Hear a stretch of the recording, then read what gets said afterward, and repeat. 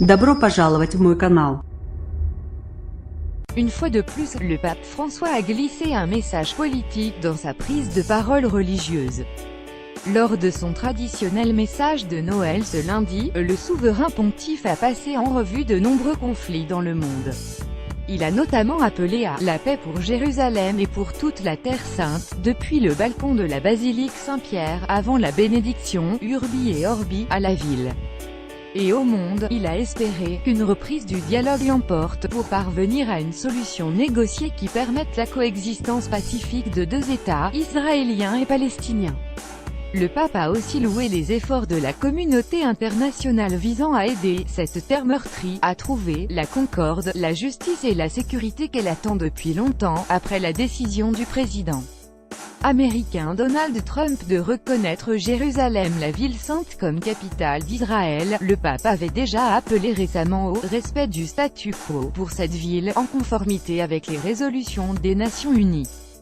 Cette décision de Donald Trump a provoqué des manifestations quasi quotidiennes dans les territoires, et ternit la fête de Noël pour les chrétiens palestiniens. Nous voyons Jésus dans les enfants du Moyen-Orient, qui continuent à souffrir en raison de l'aggravation des tensions entre Israéliens et Palestiniens, a encore déclaré le pape argentin.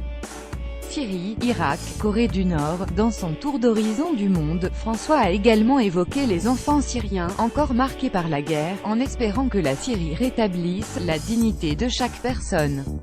En s'engageant à reconstituer le tissu social, indépendamment de l'appartenance ethnique et religieuse, il a également parlé de l'Irak, encore blessé et divisé par les hostilités des 15 dernières années. Mais aussi du Yémen, où se déroule un conflit en grande partie oublié, alors que la population y subit la faim et les maladies.